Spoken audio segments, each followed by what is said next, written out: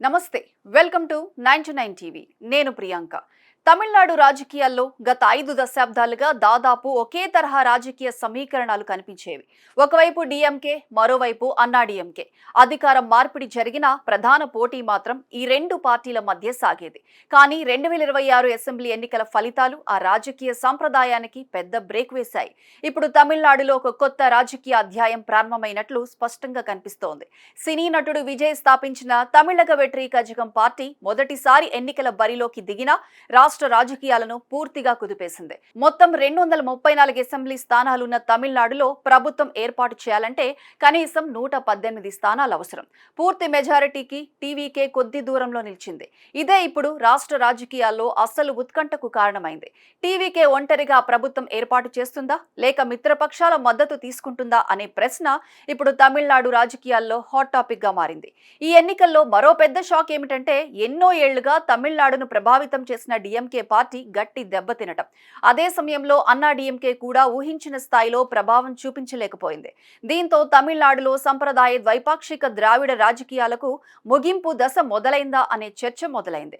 TVK ఎదుగుదల వెనుక కేవలం విజయ్ స్టార్ ఇమేజ్ మాత్రమే కారణం కాదని రాజకీయ విశ్లేషకులు చెబుతున్నారు. యువతలో కొత్త నాయకత్వంపై ఉన్న ఆకర్షణ, సంప్రదాయ పార్టీలపై పెరుగుతున్న అసంతృప్తి, అవినీతి ఆరోపణలు, ఉద్యోగాలు, సంక్షేమం, స్థానిక సమస్యలు ఇవన్నీ కలిసి టీవీకేకి భారీ ఊపు ఇచ్చాయి.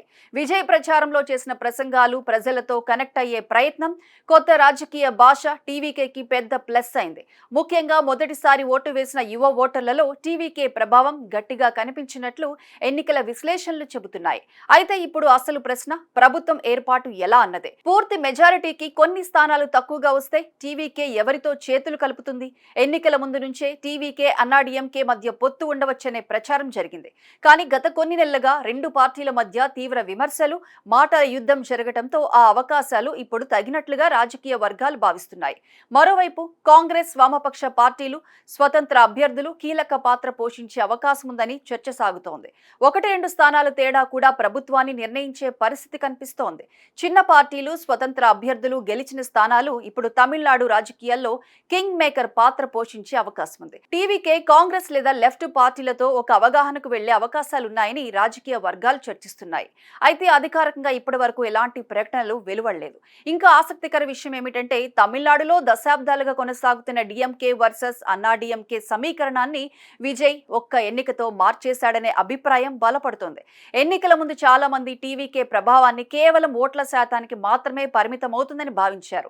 కానీ ఇప్పుడు టీవీకే నేరుగా అధికార పోరులోకి రావడం, అనేక కీలక నియోజకవర్గాల్లో విజయం సాధించడం, పెద్ద నేతలను వెనక్కి నెట్టడం రాష్ట్ర రాజకీయాల్లో భారీ మార్పుకు సంకేతంగా కనిపిస్తోంది. ఇప్పటి వరకు తమిళనాడులో సినీ రంగం నుంచి రాజకీయాల్లోకి వచ్చిన పలువురు నాయకులు చరిత్ర సృష్టించారు. ఇప్పుడు అదే వరుసలో విజయ్ కూడా నిలుస్తున్నారా అనే ప్రశ్నకు ఈ ఎన్నికల ఫలితాలు బలమైన సమాధానం ఇస్తున్నాయి. తమిళనాడు రాజకీయాల్లో టీవీకే ఇక చిన్న పార్టీ కాదు, అది ఇప్పుడు ప్రధాన రాజకీయ శక్తిగా మారిపోయింది. ఇప్పుడు అందరి దృష్టి ఒక్కటే, విజయ్ ఎవరితో చేతులు కలుపుతారు? ఒంటరిగానే ప్రభుత్వం ఏర్పాటు చేస్తారా లేక మిత్రపక్షాల మద్దతుతో తమిళనాడులో కొత్త ప్రభుత్వం ఏర్పడుతుందా? రాబోయే కొద్ది గంటల్లో ఈ ప్రశ్నలకు సమాధానం దొరుకుతుంది. తమిళనాడు రాజకీయాల్లో ఇది నిజంగా చారిత్రాత్మక మలుపుగా నిలిచే అవకాశాలు కనిపిస్తున్నాయి.